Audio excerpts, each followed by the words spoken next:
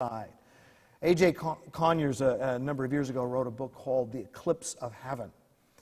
He said, even to one without religious commitment and theological convictions, it should be an unsettling thought that this world is attempting to chart its way through some of the most perilous waters in history, having now decided to ignore what was for nearly 2 millennia its fixed point of reference, its North Star. The certainty of judgment, the longing for heaven, the dread of hell, these are not prominent considerations in our modern discourse about the important matters of life, but they once were. And I love that term he uses, the North Star. That's the reference point. That's what they navigated by in times of old, when they didn't have the compass, or the compasses were primitive, but at night, if the sky was clear, they could see the North Star, and then they knew where they were. They knew which direction they were headed.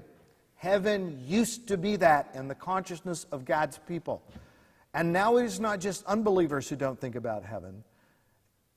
Believers often do not think much about heaven, or have such misconceptions of heaven that it doesn't serve us well. I'm going to skip that one.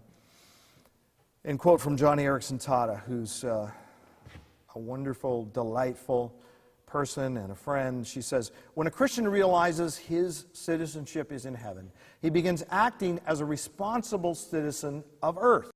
He invests wisely in relationships because he knows that they're eternal. His conversations, his goals, his motives become pure and honest because he realizes these will have a bearing on everlasting reward.